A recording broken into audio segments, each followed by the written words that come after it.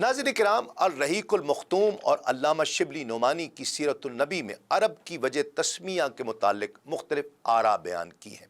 अहले लुग़त कहते हैं कि अरब और आराब के मानी फसाहत और ज़ुबान आवरी के हैं, और चूँकि अहले अरब अपनी ज़ुबान आवरी के सामने तमाम दुनिया को कमतर और हेच समझते थे, इसलिए उन्होंने अपने आप को अरब और दुनिया की दीगर तमाम अक़वाम को अजम यानी युलीदा बयान कहकर पुकारा। बाज़ की राय है कि अरब असल में अरबा था। कदीम अशार में अरब के बजाय अरबता आया है। अरब के मानी सामी ज़ुबानों में दश्त और सहरा के हैं, और चूँकि अरब का बड़ा हिस्सा नाज़रीन किराम दश्त व सहरा ही है, इसलिए पूरे खित्ते को अरब कहा जाने लगा। अहद कदीम से ये लफ्ज़ जज़ीरा नुमाए अरब और उसमें बसने वाली कौमों पर बोला जाता था। अरब के मग़रिब में बहर अहमर और जज़ीरा नुमाए सीना है।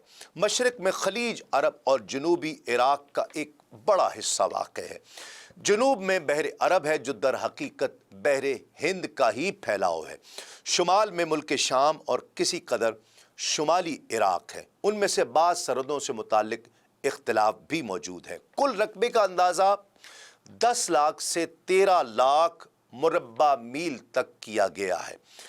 जज़ीरा नुमाए अरब जोग्राफियाई हैसियत से बड़ी अहमियत का हामिल है। अंदरूनी तौर पर यह हर 4 जानिब से सहरा और रेगिस्तान से घिरा हुआ है, जिसकी बदौलत ये ऐसा महफूज एक किला बन चुका है कि बैरूनी कौमों के लिए इस पर कब्ज़ा करना और अपना असर व नफूज़ फैलाना सख्त मुश्किल है। यही वजह है कि क़ल्ब जज़ीरतुल अरब के बाशिंदे अहद कदीम से अपने जुमला मामलात में मुकम्मल तौर पर आज़ाद और ख़ुद मुख्तार नज़र आते हैं। हालांकि ये दो ऐसी अजीम ताकतों के हमसाया थे कि अगर ये ठोस कुदरती रुकावट न होती तो उनके हमले रोक लेना अरब के बाशिंदों के बस की बात नहीं थी। बैरूनी तौर पर जज़ीरा नुमाए अरब पुरानी दुनिया के तमाम मालूम बर्रे आज़मों के बीचों बीच वाक़े है और खुश्की और समुंदरी दोनों रास्तों से उनके साथ जुड़ा हुआ है। उसका शुमाल मगरबी गोशा बर्रे आज़म अफ्रीका में दाखिले का दरवाज़ा है। शुमाल मशरकी किनारा यूरोप की कुंजी है। मशरकी सरहद ईरान, वस्त एशिया और मशरक़ बईद के दरवाज़े खोलती है और हिंदुस्तान और चीन तक पहुँचाती है। इसी तरह हर बर्रे आज़म के समुंदर के रास्ते भी जज़ीरा नुमाए अरब से जुड़े हुए हैं और उनके जहाज़ अरब बंदरगाहों पर बराह रास्त लंगर अंदाज होते हैं। नाज़रीन किराम, इस जोग्राफियाई महल वक़ूअ की वजह से जज़ीरतुल अरब के शुमाली और जनूबी गोशे मुख्तलिफ कौमों के आमाजगाह और तिजारत व सकाफ़त और फ़नून व मज़ाहिब के लेन देन का मरकज़ भी रह चुके हैं। सीरत ज़ियाउन नबी में बहवाला इंसाइक्लोपीडिया ऑफ ब्रिटानिका अरब का हुदूद अरबा यूँ दर्ज किया गया है कि मुल्क अरब एक जज़ीरा नुमा है जो एशिया के बर्रे आज़म के इंतहाई जनूब मगरबी हिस्से में वाक़ है। इसके जनूब मगरब में बहर अहमर, जबकि जनूब में खलीज अदन, बहीरा अरब, शुमाल मशरक़ में खलीज ओमान और खलीज फ़ारस, जिसे खलीज अरब भी कहते हैं, वाक़ है।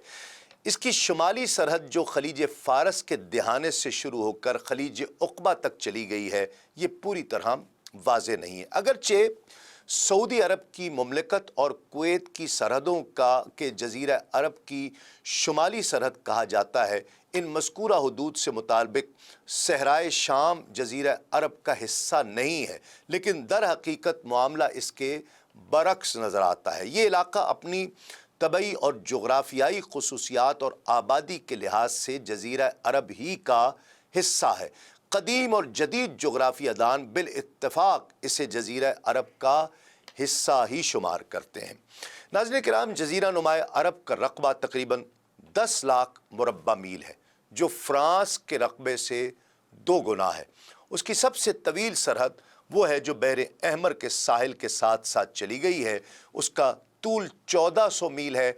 इसका सबसे ज़्यादा अरीज़ वो इलाका है जो यमन से ओमान तक चला गया है, जिसकी चौड़ाई 1250 मील है। मौजूदा दौर में जज़ीरा अरब सियासी तौर पर मुख्तलिफ मुमलिकतों में मुनक़सिम है, जिस तरह सऊदी अरब है, यमन, مسقط، عمان، عدن جو پہلے انگریزی استعمار کے زیر نگین تھا اور یمن سے علیحدہ ایک انگریزی نو آبادی تھی، اب یہ آزاد ہو چکا ہے اور یمن کی عظیم بندرگاہ ہے۔ متحدہ عرب امارات جو دبئی، ابوظہبی، قطر، بحرین پر مشتمل ہے، نیز کویت، لبنان، اردن، شام اور فلسطین جس کے کچھ حصے پر اسرائیل نے اپنا غاصبانہ قبضہ کر رکھا ہے، بیت المقدس بھی اس حصے میں ہی واقع ہے۔ یہ مملکتیں جزیرہ عرب کے شمال مغربی حصے میں واقع ہیں۔ سعودی عرب کی سرحدیں اردن اور عراق سے ملحق ہیں اور خلیج عقبہ کے سرے پر اس کی حدود مصر اور اسرائیل سے بھی جا کر ملتی ہیں۔ مورخین نے نسلی اعتبار سے عرب اقوام کی دو اقسام بیان کی ہیں۔ پہلی تو عرب بائدہ ہے، یعنی وہ قدیم عرب قبائل اور قومیں جو بالکل اب ناپید ہو چکی ہیں اور ان کے متعلق ضروری تفصیلات بھی اب بہت کم دستیاب ہیں۔ مثلاً عاد تھی قوم عاد، قوم سمود، قوم تسم، قوم جدیس، عمالقہ، یہ وغیرہ وغیرہ۔ عرب اقوام کی دوسری قسم عرب باقیہ کے نام سے موسوم ہے۔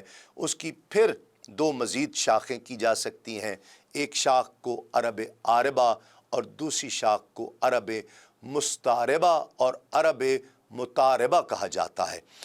عرب عاربہ یعنی وہ عرب قبائل جو یارب بن یشجب بن قحطان کی نسل سے ہیں، انہیں قحطانی عرب کہا جاتا ہے۔ عرب عاربہ یعنی قحطانی عرب کا اصل گہوارہ ملک یمن تھا، انہیں یمنی عرب بھی کہا جاتا ہے۔ یہی ان کے خاندان اور قبیلے مختلف شاخوں میں پھوٹے، پھیلے اور بڑھے۔ ان میں سے دو قبیلوں نے بڑی شہرت حاصل کی، ایک تو بنو حمیر جس کی مشہور شاخیں زید الجمہور، قضاء اور سکاسک ہیں، اور دوسرا قبیلہ کہلان ہے جن کی مشہور شاخیں ہمدان، انمار، تئی، مزہج، کندہ، لخم، جزام، ازد، اوس اور خزرج اور اولاد جفا ہیں، جنہوں آگے چل کر ملک شام کے اطراف میں بادشاہت بھی قائم کی اور آل غسان کے نام سے مشہور بھی ہوئے۔ عام کہلانی قبائل نے بعد میں یمن چھوڑ دیا اور جزیرۃ العرب کے مختلف اطراف میں پھیل گئے۔ ان کے عمومی ترک وطن کا واقعہ سیل ارم سے کسی قدر پہلے اس وقت پیش آیا جب رومیوں نے مصر اور شام پر قبضہ کر کے اہل یمن کی تجارت کے بحری راستے پر اپنا تسلط قائم کر لیا اور بری شاہراہ کی سہولیات تباہ و برباد کر کے اپنا دباؤ اس قدر بڑھا دیا کہ کہلانیوں کی تجارت تباہ ہو کر رہ گئی۔ کچھ عجب نہیں کہ کہلانی اور حمیری خاندان میں چشمک بھی رہی ہو اور یہ بھی کہلانیوں کے ترک وطن کا مؤثر سبب بنی ہو۔ اس کا اشارہ اس سے بھی ملتا ہے کہ کہلانی قبائل نے تو ترک وطن کیا لیکن حمیری قبائل اپنی جگہ برقرار رہے۔ تاریخ ابن کثیر کے مطابق حضرت اسماعیل علیہ السلام پورے عرب کے مورث اعلیٰ اور جد امجد ہے، لیکن صحیح اور مشہور یہ ہے کہ حضرت اسماعیل علیہ السلام سے پہلے عرب عاربہ یہاں آباد تھے۔ عرب باقیہ میں عرب عاربہ کا تذکرہ ہوا اور اس کی دوسری شاخ عرب مستعربہ ہے، یعنی وہ عرب قبائل جو حضرت اسماعیل علیہ السلام کی نسل مبارک سے ہیں۔ انہیں عدنانی عرب کہا جاتا ہے۔ ان کے جد اعلیٰ سیدنا ابراہیم علیہ السلام چونکہ اصلاً ایک عراقی شہر کے باشندے تھے اور یہ شہر دریائے فرات کے مغربی ساحل پر کوفے کے قریب واقع تھا۔ اس کی کھدائی کے دوران جو کتبات برآمد ہوئے ان سے اس شہر کے متعلق بہت سی تفصیلات منظر عام پر آئی ہیں اور حضرت ابراہیم علیہ السلام کے خاندان کی بعض تفصیلات اور باشندگان ملک کے دینی اور اجتماعی حالات سے بھی پردہ چاک ہوتا ہے۔ یہ معلوم ہے کہ حضرت ابراہیم علیہ السلام یہاں سے ہجرت فرما کر شہر حزان تشریف لے گئے تھے اور پھر وہاں سے فلسطین جا کر اسی ملک کو اپنی پیغمبرانہ سرگرمیوں کا مرکز و محور بنا لیا تھا اور دعوت و تبلیغ کے لیے یہیں سے اندرون اور بیرون ملک مصروف تگ و تاز رہا کرتے تھے۔ حضرت ابراہیم علیہ السلام اپنے متروکات کی نگہداشت کے لیے وقتاً فوقتاً مکۃ المکرمہ تشریف لایا کرتے تھے۔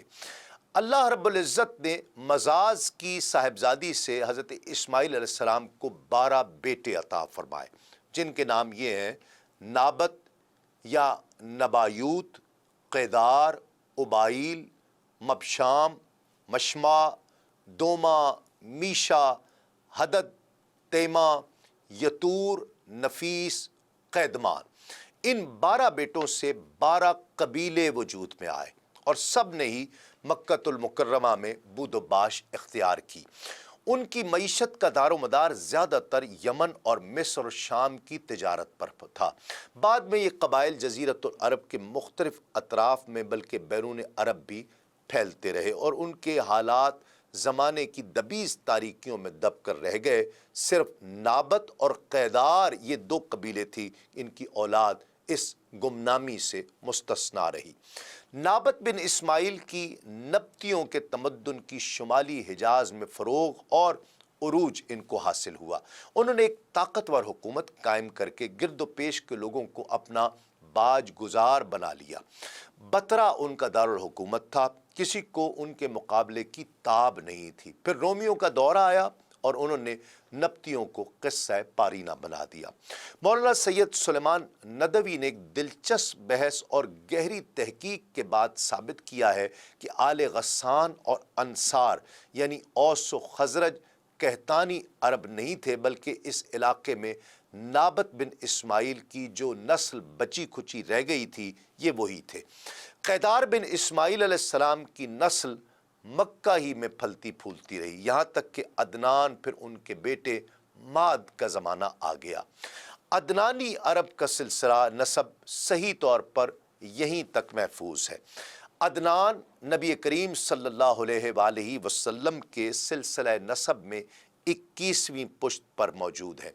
بعض روایات میں بیان کیا جاتا ہے کہ آپ صلی اللہ علیہ وآلہ وسلم جب اپنے سلسلہ نسب ذکر فرماتے تو عدنان پر پہنچ کر رک جاتے اور آگے نہ بڑھتے، فرماتے کہ ماہرین انساب غلط کہتے ہیں۔ مگر علماء کی ایک جماعت کا خیال ہے کہ عدنان سے آگے بھی نسب بیان کیا جا سکتا ہے۔ انہوں نے اس روایت کو ضعیف قرار دیا ہے۔ ان کی تحقیق کے مطابق عدنان اور حضرت ابراہیم علیہ السلام کے درمیان 40 پشتیں ہیں۔ بہرحال ماد کے بیٹے نزار سے، جن کے متعلق کہا جاتا ہے کہ ان کے علاوہ ماد کی کوئی اولاد اور نہیں تھی، کئی خاندان وجود میں آئے۔ در حقیقت نزار کے 4 بیٹے تھے اور ہر بیٹا ایک بڑے قبیلے کی بنیاد ثابت ہوا۔ چاروں کے نام یوں ہیں: ایاد، انمار، ربیہ اور مدر۔ ان میں مؤخر الذکر 2 قبیلوں کی شاخیں اور شاخوں کی شاخیں بہت زیادہ بڑھتی چلی گئیں۔ چنانچہ ربیہ سے اسد بن ربیہ، انزا، عبد القیس، وائل، بکر، تغلب اور بنو حنیفہ وغیرہ وجود میں آئے۔ مضر کی اولاد 2 بڑے قبیلوں میں تقسیم ہوئی، ایک تو قیس بن اعلان بن مضر اور الیاس بن مضر۔ قیس اعلان سے بنو سلیم، بنو حوازن، بنو عطفان، غطغان سے ابس، زبیان، اشجع اور غنی بن آصر کے قبائل وجود میں آئے۔ الیاس بن مضر سے تمیم بن مرہ، حزیل بن مدرکہ، بنو اسد بن بنو خزیمہ اور کنانہ بن خزیمہ کے قبائل وجود میں آئے۔ پھر کنانہ سے قریش کا قبیلہ وجود میں آیا۔ یہ قبیلہ فہر بن مالک بن نضر بن کنانہ کی اولاد ہے۔ عدی، مخزوم، تیم، زہرہ اور قصی بن کلاب کے خاندان یعنی عبد الدار، اسد بن عبد العزیٰ اور عبد مناف، یہ تینوں قصی کے بیٹے تھے۔ ان میں سے عبد مناف کے 4 بیٹے ہوئے، جن سے 4 پھر ذیلی قبیلے وجود میں آئے، یعنی عبد شمس، نوفل، مطلب اور ہاشم۔ انہی ہاشم کی نسل پاک سے اللہ رب العزت نے نبی کریم صلی اللہ علیہ وآلہ وسلم کا انتخاب فرمایا۔ رسول اللہ صلی اللہ علیہ وآلہ وسلم کا ارشاد پاک ہے کہ اللہ رب العزت نے ابراہیم علیہ السلام کی اولاد میں سے حضرت اسماعیل علیہ السلام کا انتخاب فرمایا، پھر اسماعیل علیہ السلام کی اولاد میں سے کنانہ کو منتخب فرمایا اور کنانہ کی نسل پاک سے قریش کو چنا، پھر قریش میں سے بنو ہاشم کا انتخاب کیا اور بنو ہاشم میں سے میرا انتخاب کیا۔ دین اسلام کے مختلف امور سے آگہی کے لیے ابھی سنو نیوز کا یوٹیوب چینل سبسکرائب کیجئے اور بیل آئیکن کا بٹن ضرور پریس کیجئے۔